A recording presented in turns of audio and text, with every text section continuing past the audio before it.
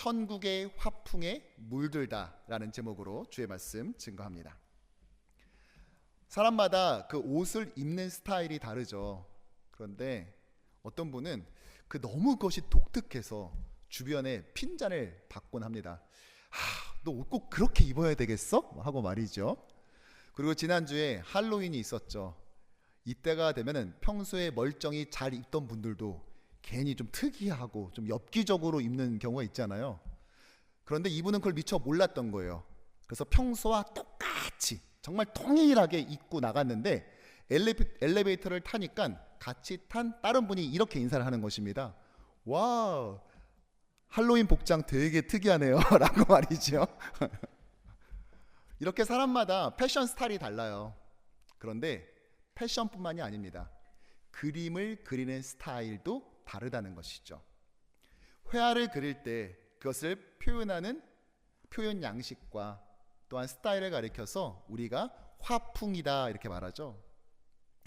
즉 그림에는요, 화가의 개성과 시대적 또 지역적 특성이 드러나기 마련입니다. 몇 가지 예를 들어보죠. 먼저 첫 번째 사진, 인상파 화가인 클로드 모네의 작품입니다. 그는 그림에서 보는 것처럼 명확한 윤곽선을 사용하지 않고 대신 색채의 떨림과 붓의 터치로 그 형태를 암시하지요. 두 번째 그림은요, 바로 후기 인상파 화가인 빈센트 반 고흐의 작품입니다. 별이 빛나는 밤이라는 작품이죠. 보시는 것처럼 강렬한 붓 터치가 그의 화풍이었습니다. 세 번째 그림은요, 입체파 화가인 파블로 피카소의 꿈이라는 작품이에요. 정확한 비례나 색조, 즉 현실의 모습을 그대로 정밀하게 표현하기보다는 오히려 그것을 자신의 내면의 감정과 사상, 의도로 재해석해서 표현하는 그러한 화풍을 가지고 있었습니다. 마태복음 10장에서 예수님께서는 제자들을 파송하셨듯 주님은 오늘 우리에게 이 도시를 말씀으로 물들이도록 파송하셨습니다. 즉 이 도시를 도화지 삼아 캠퍼스 삼아서 이 안에 천국을 그려내라 하신 것이죠. 그런데 이 천국을 그려내는 방식에 있어서 즉 우리의 화풍은 세상의 스타일과는 굉장히 다르다는 것입니다. 우리만이 이 도시를 향한 비전을 간직한 것이 아니에요. 세상의 사람들도 이 도시를 바라보면서 저마다 꿈꾸는 욕망이 있고 성취하고 싶은 무엇이 있다는 것입니다. 그런데 주의 교회가 이 도시를 바라보고 그려내고자 하는 그 그림, 그 천국은 전혀 다른 스타일, 전혀 다른 화풍을 가지고 있다는 것이죠.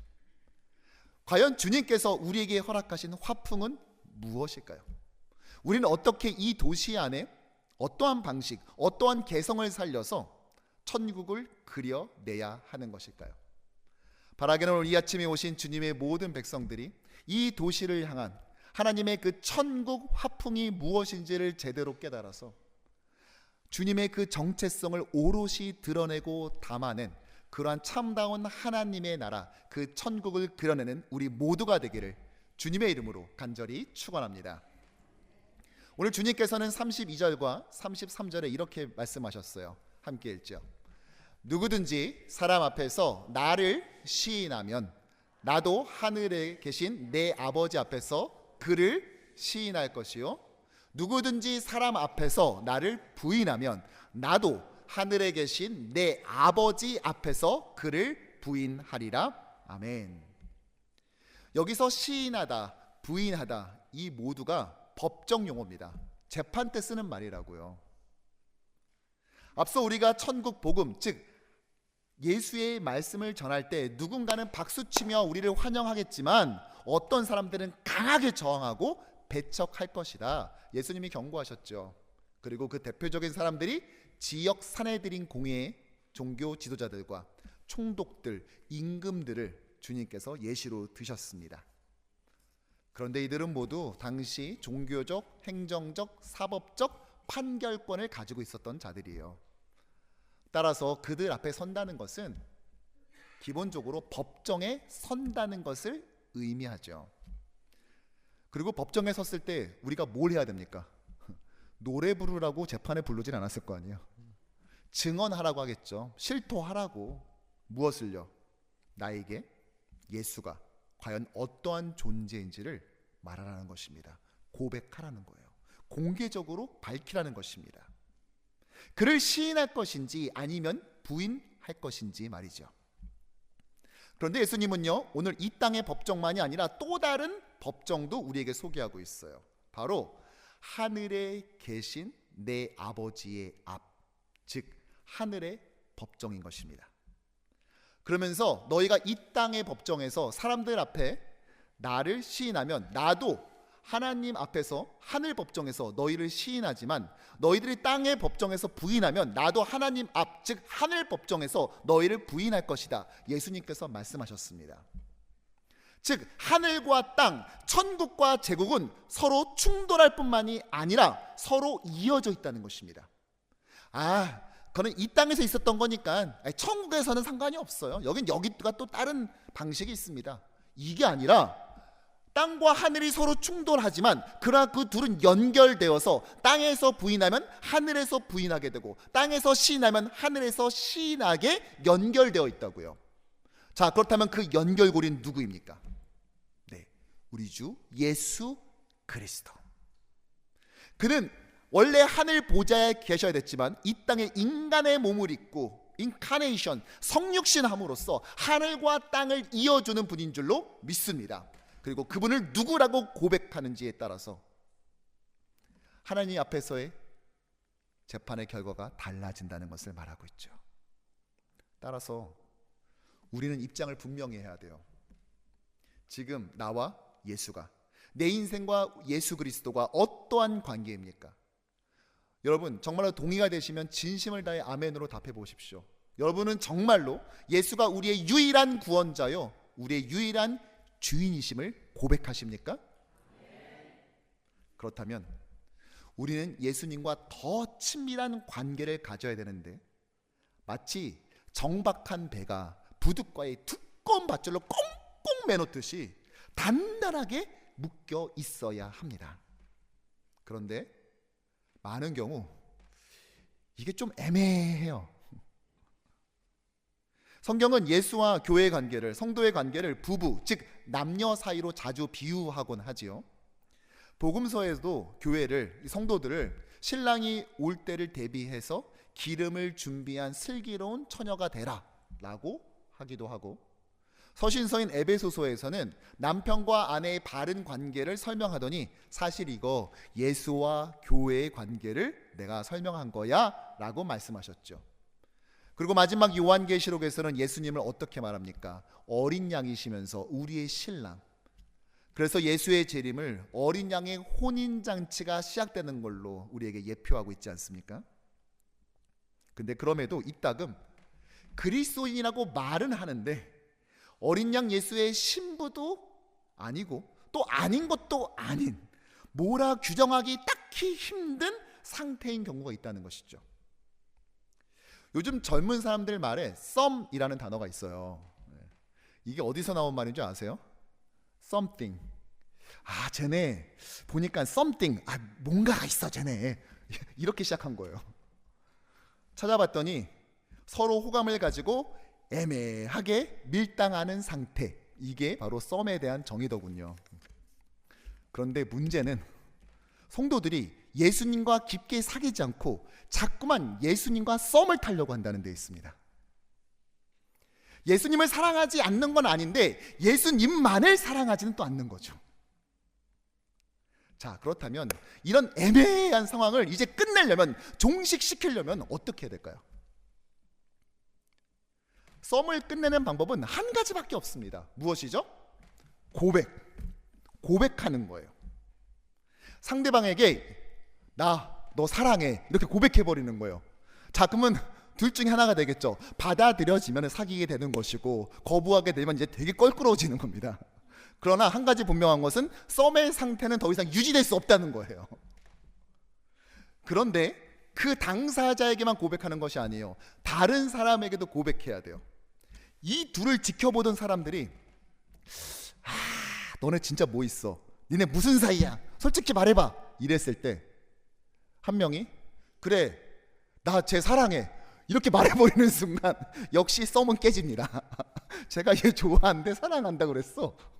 역시 사귀게 되거나 껄끄러워지거나, 그러나 썸은 더 이상 유지가 안 되죠. 당사자에게든 또는 다른 사람에게든 공개적으로 고백함으로써 이 애매한 상황은 종식을 맞이합니다. 온전한 사랑은 고백으로 시작되기 때문이죠. 고백은 관계를 만들기 때문이에요. 한번 따라해 볼까요? 고백은 관계를 만든다. 우리가 예수님에 대한 사랑도 마찬가지죠. 마음속에 있는 진심은 그냥 침묵일 뿐입니다. 고백하기 전까지는 아무것도 아니에요. 그러다가 용기를 내어 드디어 입으로 고백하게 되었을 때 비로소 관계는 시작되는 것입니다. 마음이 고백이 될 때 이 둘 사이에 다리가 놓여지기 때문이죠. 하지만 망설이는 한 그 감정에는 사랑이란 이름을 붙여줄 수는 없어요. 근데 너무 간절하니까 우리가 보기 딱 해가지고 사랑은 아닌데 그냥 사랑 비슷하게 하나 붙여주죠. 그걸 우리가 이름하여 뭐라고 그런다? 짝사랑. 그런데 짝사랑은 사랑이 아니죠. 진짜 사랑은 언제나 고백에서부터 시작하는 것입니다. 우리가 예수님에 대한 사랑도 마찬가지예요. 예수님께도 말해야 되지만 공개적으로도 우리가 예수를 사랑하는 사람들인 것을 고백해야 된다고요. 우리 옆에 있는 분들과 이렇게 인사합시다. 주님을 사랑한다 고백합시다. 주님을 사랑한다 고백합시다. 또 이렇게 인사해 볼까요? 당당히 고백합시다. 당당히 고백합시다. 아멘.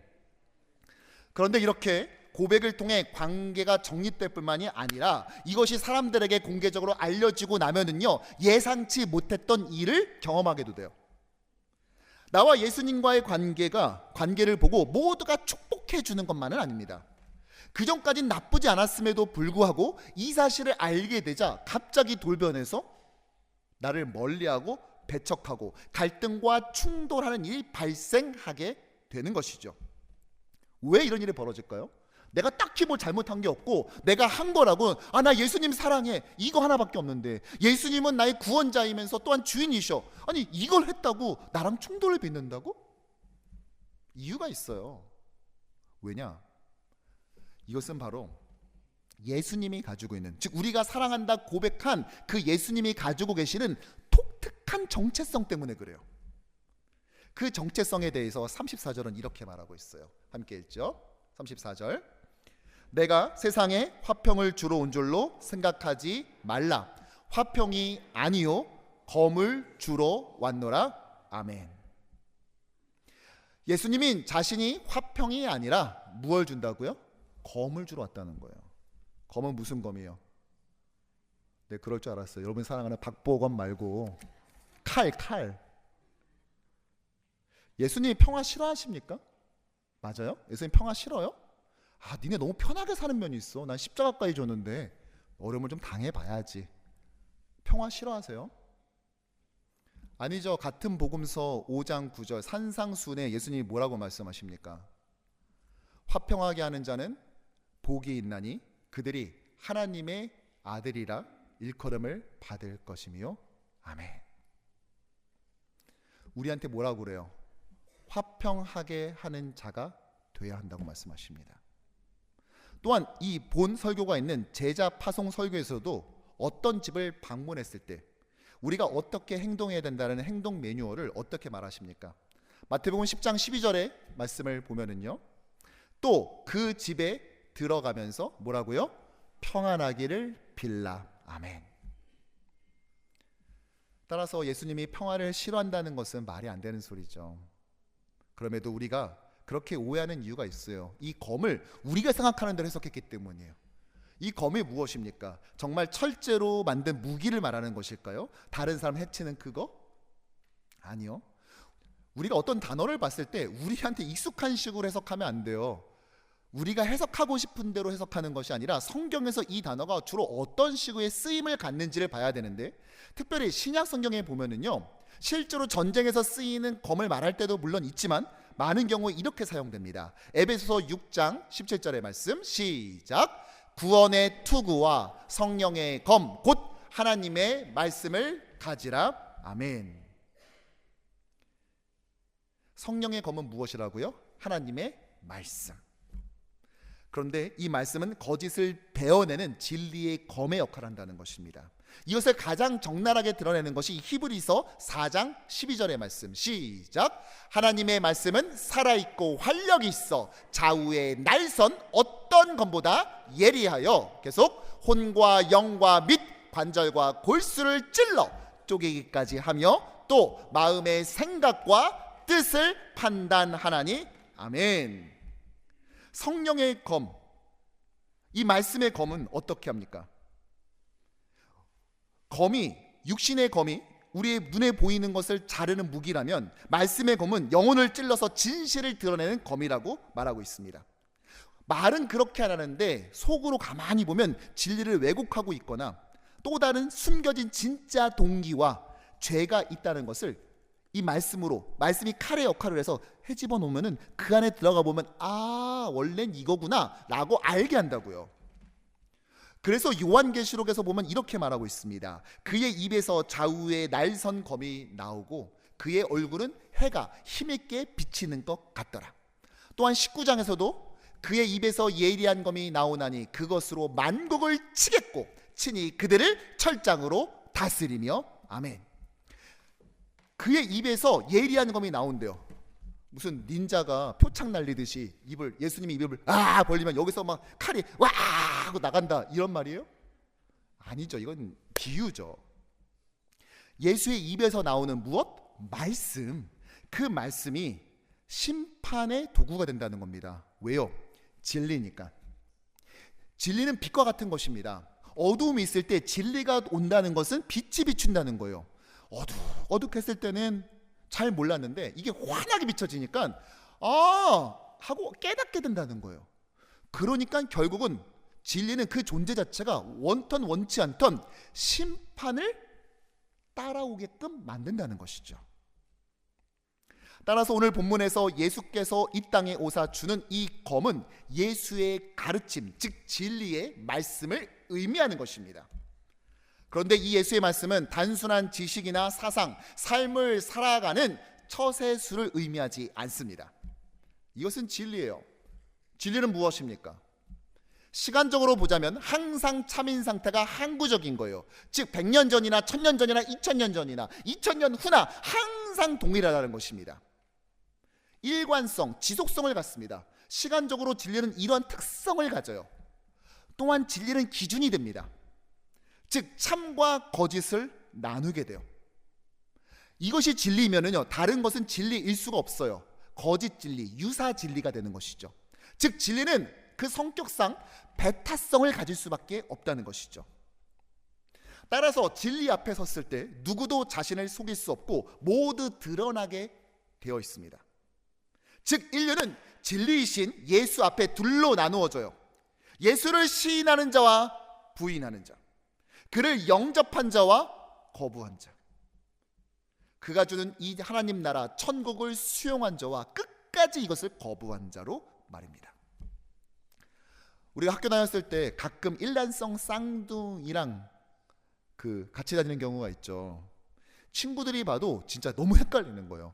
한 애는 문과고 하나는 이과고 이렇게 있는데 와, 이 친구가 그 친구인지 1년 같은 반이었는데도 이게 구분이 안 되는 거예요. 저 그걸 보면서 한편으로는 참 부러웠어요. 특히 시험 때.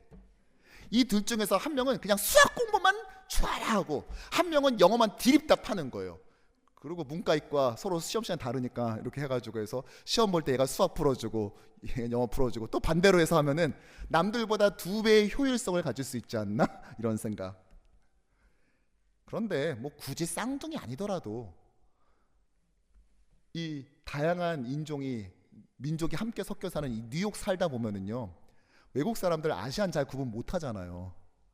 저 분명히 오늘 저기 처음 왔는데 이름 불러가면서 저한테 인사하는 거예요. 왜 이렇게 간만에 왔냐고. 나 오늘 여기 처음이야 그랬는데 너 누구 아니냐고 구분을 잘 못하는 거죠. 뭐 반대로 우리도 마찬가지입니다. 그렇죠? 이렇게 외관상 너무 똑같아서 구분이 안 된다 할지라도 여러분, 진리 앞에서는요, 예수 앞에서는 완전히 분리되는 줄로 믿습니다. 구분이 된다고요. 그리고 그 구분이 어디까지 되냐? 참 안타깝게도 집 밖이 아니라 집 안에서도 이루어진다는 것입니다. 오늘 35절과 36절의 말씀을 같이 함께 읽어보죠. 내가 온 것은 사람이 그 아버지와 딸이 어머니와 며느리가 시어머니와 불화하게 하려 함이니 사람의 원수가 자기 집안 식구리라. 아멘. 여러분, 이 말씀 뭐예요? 어떤 분들은 제가 볼 땐 당연한데 이렇게 할 수도 있어요. 전 자연스러운데요. 원래 아버지와 사이가 워낙 안 좋았었던 분들도 있을 수 있고, 그리고 사춘기 딸과 갱년기 엄마가 만나면은 진짜 참사가 벌어지죠. 네, 정말 상극이 안 맞아, 이 둘은. 그리고 며느리와 시어머니가 불화한다. 이건 당연한 거 아니에요, 목사님? 이렇게 생각할 수 있는데, 여러분 그렇게 해석하시면 안 돼요. 예. 이게 예수 믿으면은 가족끼리 사이가 안 좋아진다, 이 말입니까? 그럼 어떻게 예수를 믿어요, 우리가? 우리 이거 어떻게 해석을 해야 되죠? 여러분, 사실 이 말씀 구약 성경 인용이에요. 미가서 7장 6절에 있는 말씀을 예수님 인용하셨는데 함께 읽어볼까요? 아들이 아버지를 멸시하며 딸이 어머니를 대적하며 며느리가 시어머니를 대적하리니 사람의 원수가 곧 자기 집안의 사람이리로다. 이 미가 선지자가 고발했었던 그 당시 사회 상황을 예수님이 다시 한번 인용하셔서 지금의 상황도 그때와 같다라고 말했다는 것입니다. 내가 아무리 예수를 영접하고 고백했다 할지라도 그게 우리 집안까지 자동적으로 따라오는 것은 아닙니다. 그들 역시 그들의 삶에서, 그들의 인격 속에서 예수를 고백해야 된다는 것이죠. 그런데 그것이 되지 않았을 때 우리는 이 진리 앞에서 서로 다른 길을 갈 수밖에 없다는 것이죠. 무슨 말입니까? 진리는 관계를 가른다는 것입니다. 사실 앞서 말씀드린 그 화가들, 그들의 이 독특한 화풍은요, 당시 때 굉장히 많은 저항과 충돌을 빚었었어요. 먼저 첫 번째 그림, 클로드 모네의 그림을 보면은요, 우리가 그를 가리켜서 인상파 화가의 대표 주자로 보지 않습니까? 지금 보고 계시는 것이 인상, 해돋이라는 굉장히 유명한 작품이죠. 그런데 이 작품을 보면서 당시 평론가들이 뭐라고 했는지 아세요? 캠퍼스를 반쯤 칠하다 만 그림, 이렇게 말했어요. 사실 그를 인상파라고 하지만요, 당시 사람들은 뭐라고 말했냐? 아니, 그림을 완성을 해놔야지 그냥 자기의 인상, 느낌만 그냥 그리다 말았잖아, 이렇게 말했어요. 그들을 조롱하려고 한 말이에요. 근데 그 조롱하려고 한 말이 결국 이들의 화풍을 결정짓는 이름이 돼버린 거죠. 인상주의, 인상파라고 말이죠. 여러분, 우리도 그렇지 않아요?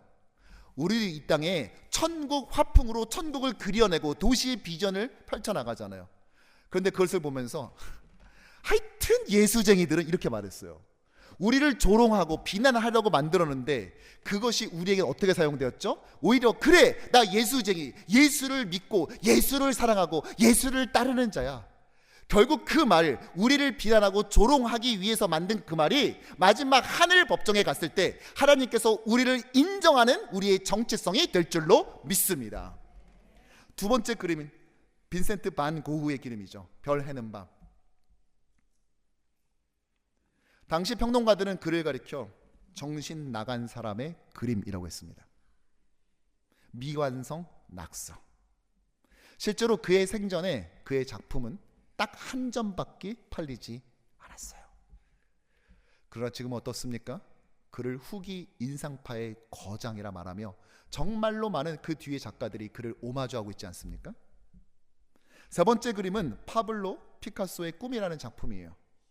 그는 20세기 최고의 화가로 불리고 있죠. 하지만 정작 그는 당시에 세상에서 가장 많이 조롱받는 예술가 중 하나였습니다. 그의 또 다른 작품인 아비뇽의 처녀들을 보고 사람들은 여자를 찢어놓은 괴물이라고 평했습니다. 그리고 그가 입체파 그림을 한참 그릴 때는 신문에 이렇게 실렸어요. 피카소는 박물관이 아니라 당장 병원부터 가야 된다. 그의 후기 작품을 보며 사람들은 아이들의 낙서라고 평가절하했습니다. 이렇게 새로운 화풍을 따르는 사람들을 세상은 비난하죠. 하지만 고은은 마음의 어둠 속에서 빛을 찾았고, 모네는 세상의 순간 속에서 영혼을 건져냈습니다. 영혼의 시간을 찾아낸 것이죠. 그들은 이해받지 못했지만 결코 포기하지 않았어요. 우리도 마찬가지입니다. 이 죄악된 세상은 보이지 않는 빛, 진리신 예수를 두려워합니다. 싫어해요. 그러기에 세상에 비친 예수를 따라 하나님 나라를 그리는 천국 화풍을 그들은 거부하는 거예요. 예수님 뭐라고 하셨죠? 너희를 미워하는 것이 아니라 너희가 내가 속한 고로 너희를 미워하는 것이다. 하지만 우리는 포기하지 않습니다. 우리는 이미 예수를 구주와 주인으로 고백해버렸어요. 예수는 그들에게 도피가 아니라 일종의 기도 같은 것이었죠. 붓끝은 떨렸지만 그 떨림 속에서 진리를 찾아내려고 애쓰는 우리처럼 말이죠. 결국 비난의 시간이 지나면 사라지지만 하나님 안에서 태어난 작품, 그 영광스러운 하나님의 나라는 영원한 줄로 믿습니다. 이렇게 비난받았던, 이런 화풍을 가졌었던 작가들에게 발견되는 공통점이 하나가 있어요. 무엇이냐? 그들은 단지 다른 그림을, 사람들과 다른 그림을 그린 사람들이 아니라 세상에 보지 못했던 그림을 그렸던 자들이에요. 오늘 예수님은 내가 화평을 주기 위해 온 줄로 아느냐 물으십니다. 저는 이것을 타협해서는 안 된다, 포기해서는 안 된다로 번역해야 된다고 생각해요. 여기서 말하는 평화, 화평은 우리가 생각하는 진정한 화평을 말하는 것이 아니에요. 세상이 말하고 있는 화평, 즉 거짓 평화를 말합니다. 예수는 이 땅에 유사 평화를 주기 위해 오신 것이 아니라 참된 평화를 주기 위해 오신 분입니다.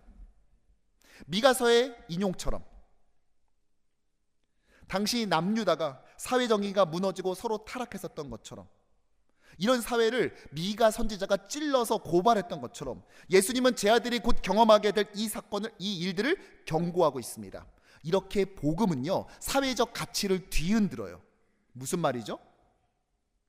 주의 말씀이 무너뜨리는 것은 사람과 사람과의 관계가 아니라 가짜 평화인 것입니다. 2차 세계대전 직전에 영국의 총리가 히틀러와 만나서 조약을 맺었습니다. 1938년 히틀러는 체코슬로바키아의 주데텐 지역을 탐냈어요. 그리고 그것을 강제 점령하죠. 독일계 주민이 많이 살기 때문에 보호하기 위해서다라는 것이 명분이었습니다. 유럽은 그야말로 전쟁의 위기 앞에 서게 되었어요. 그때 영국의 수상 네빌 체인벌린은 비행기를 타고 히틀러한테 날아가요. 그리고 이렇게 협상을 하죠. 이거 그냥 너 가져. 이 땅 너 가져. 근데 더 가지면 안 돼. 여기서 멈춰야 돼. 알았지? 자, 약속. 이러고 돌아와요. 이게 뮌헨 조약입니다. 뮌헨 협정. 그때 네빌 체인벌린이 영국에 도착해서 비행기에 내려서 기자들에게 뭐라고 말했는지 아십니까? 저렇게 말했어요. 이제 우리의 시대의 평화가 도래했다. 그는 이것을 전쟁을 막은 위대한 외교적 성과로 포장했습니다. 그런데 정말 그랬습니까? 불과 6개월 뒤에 히틀러가 체코슬로바키아 전체를 점령합니다. 그리고 또 다른 6개월이 지나자 이번엔 폴란드를 침공했고 결국 제2차 세계대전이 발발했어요. 무슨 말이죠? 그가 떠들어댄 평화는 가짜 평화, 유사 평화에 불과했던 것입니다. 반면 예수의 복음은 이 땅에 가치관의 충돌을 일으킬 때도 있으나 그로 인해 참된 평화가 도래하는 것입니다. 사랑하는 성도 여러분, 진리는 평화를 구걸하지 않아요. 진리는 평화를 우리에게 내려줍니다. 그리고 이러한 천국 화풍은 우리뿐만이 아니라 우리 다음 세대에도 우리는 계승해 내야 돼요. 우리 지난주에 할로윈이 있었죠. 할로윈을 맞아서 그 동네 아이들이 저희 집이 목사관인 줄도 모르고 저희 집까지 사탕 달라고 왔대요. 저는 없었는데 아내에게 어떻게 했어? 물어봤더니 저희 딸한테 쉿 조용해, 없는 척해 그랬대요. 그런데 우리 강아지가 막 짖어가면서 막 했는데요. 실제로 저희 강아지 데리고 요즘 요 동네에 산책 다니면은요 엄청 좋아하고 흥분 상태예요. 왜냐? 집안마다 자기 잔디밭에다가 할로윈 데코레이션을 하는데요. 와, 얼마나 화려하게 해놨는지 막 온갖 귀신이 날아다니고 막 뭐 무덤 같이 설치도 묘비도 만들고, 그리고 막 해골 같은 거 놔두는데 그게 다 뼈다귀잖아요. 강아지가 봤을 때 그냥 얼마나 신이 나겠어요. 자기 거기 가야 된다고 막 얘가 날 끌고 다니는 거예요. 아니 그런데 우리 교회에서 한 블럭 떨어져 있는 초등학교 그 앞에 몇 집이요, 와 정말 진심으로 해놓더라고요. 사진을 보여줄까요? 예, 저렇게 이 뼈다귀로 이렇게 해골로 되어 있는 것까지는 저도 예상을 했어요. 그런데 그 옆집을 보면요, 다음 슬라이드요, 여기는 조금 뭐가 좀 다른 것 같아서 제가 가까이 가서 봤거든요. 사진을 넘겨주실까요? 봤더니 와 얼마나 끔찍한지, 사람을 테이블 위에 올려놓고 막 전기톱을 들고 막 하는데 뭐라고 표현을 못 하겠어요. 제가 막 피도 피같이 느껴지는 거 뿌려도 놓고 막 이렇게 하는 거예요. 저거 제 생각에는요, 저게 초등학교 바로 앞에 있거든요. 저게 제가 몰라도 저걸 그림이나 영화로 만들면은 저게 시청의 주의를 바랍니다, 또는 뭐 몇 세 미만은 시청 불가 판정 나오지 않겠어요? 근데 얼마나 리얼리티를 살려가지고 실제처럼 저렇게 해놨는지, 와 제가 보고도 제가 심정이 벌렁거리는 거예요. 초등학교 바로 앞에. 그런데 참 신기한 거는요, 정작 학교에서 예수 그리스도를 전하거나 예수 그리스도가 내 주인인 걸 공개적으로 고백하면은요 불이익을 받죠. 다른 사람 마음이 힘들겠다고. 그래놓고 정작 학교 앞에서는 저렇게 해놓는 거예요. 왜요? 에이, 저런 건 재미로 하는 거잖아요. 저런 건 미국의 문화예요. 그리고 이게 뭐가 좋다고 한국에선 또 가지고 가가지고 미국에선 이런데 이러면서 대학생들도 즐기고 영어 유치원에서 이런 것만 하고, 뭐 앞뒤가 좀 안 맞는 느낌 아니세요? 이게 제가 목사여서 확증 편향이 강한 겁니까? 하지만 우리는요 이것을 푸념하고 툴툴거릴 수만 없습니다. 왜요? 우리의 자녀들은 이 순간에도 계속해서 여기에 노출되고 자라나고 있으니까. 그래서 이 아이들에게 대안을 줘야 돼요. 그래서 우리가 해마다 하는 것이 홀리 윈, 거룩이 결국 이긴다는 것입니다. 어저께 이곳에 한 300여 명의 우리 스태프들, 또 우리 아이들, 학부형들, 자원봉사자들 함께 참석해서 여기서 이곳에서 먼저 예배를 드렸어요. 그리고 우리가 막 함께 찬양하고 예수님이 어떤 분인지를 함께 나누는 시간을 가졌습니다. 그리고 예배 후에 이동해가지고 EM 공동체가 준비한 막 간식들도 맛있게 먹고 핑거푸드들도 즐기고, 또 여러 가지 다채로운 게임과 에어반스는 또 얼마나 큰지, 우리 교회 주차장 길잖아요. 이 전체가 다 그 에어반스로 깔렸어요. 그래서 거기서 아이들이 막 이제 쉬지 않고 막 계속 뛰면서 즐거웠습니다. 굳이 엽기적이고 이상한 거 하지 않아도 정상적으로도 얼마든지 예수가 주는 그 기쁨에 충만할 수 있음을 우리가 누렸습니다. 아마 여러분들도 정말 마음은 이곳에 있었을 텐데 일하시느라 못 오신 분들도 많아서 어저께 있었던 홀리윈 행사의 그 스케치를 함께 이 시간 영상으로 보도록 하지요.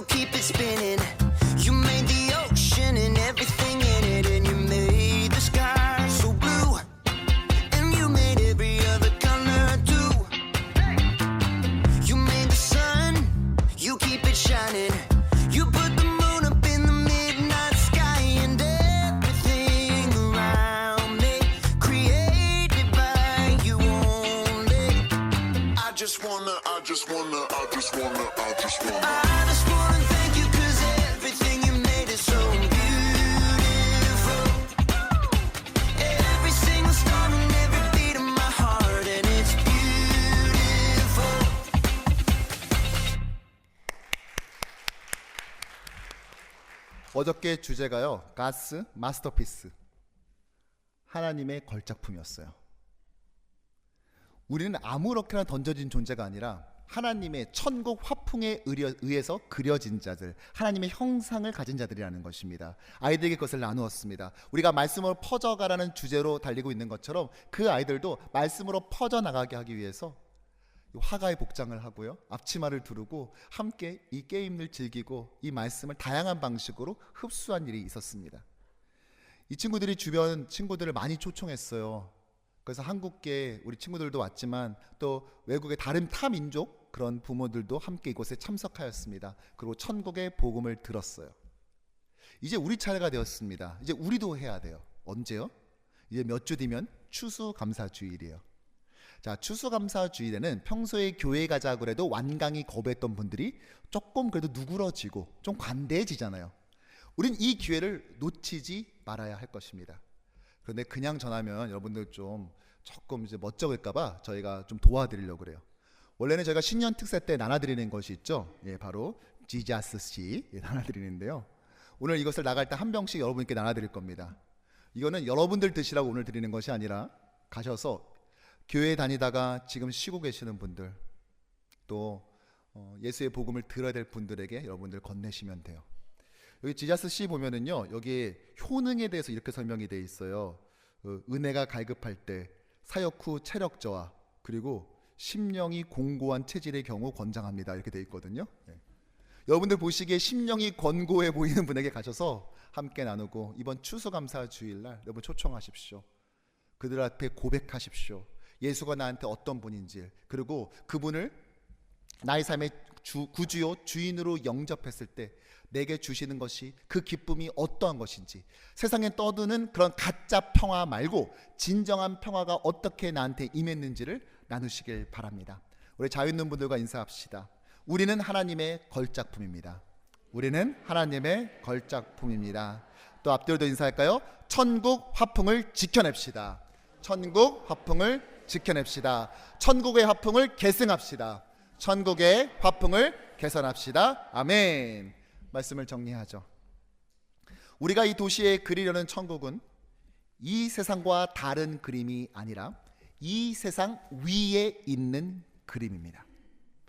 피카소가 이렇게 말했죠. 나는 그들이 보는 대로 그리지 않는다. 나는 내가 보는 대로 그린다. 우리는 세상이 보는 대로 천국을 그리지 않고 하나님의 시선에서 천국을 그리는 자들입니다. 사람들이 알아주지 않아도 괜찮아요. 어떠한 경우에도 우리는 이 천국의 화풍을 포기하지 않습니다. 이 화풍은 어쩌다 보니까 우리가 갖게 된 것이 아닙니다. 폼 한번 잡아보려고 세상이 글로 가? 그럼 난 일로 갈 거야. 혈기 한번 부려보는 것 아닙니다. 우린 고백을 통해 세상의 화풍과 결별했고 비로소 천국의 화풍을 지니게 되었습니다. 그러므로 이제 세상을 향해 나가서 천국의 화풍대로 이 땅에 하나님의 나라를 그려봅시다. 이것이 바로 이 뉴욕시로 또다시 향해 나아가는 이유이고 우리가 내일 출근해야만 되는 근거가 될 줄로 믿습니다. 바라기는 우리 모두가 이 땅에 천국의 화풍 계승자로서 이 도시 곳곳에 흩어져서 이곳에 진정한 하나님 나라를 그려내 나가는, 이 도시를 복음으로 물들여가는 우리 모두가 되기를 주님의 이름으로 간절히 축원합니다.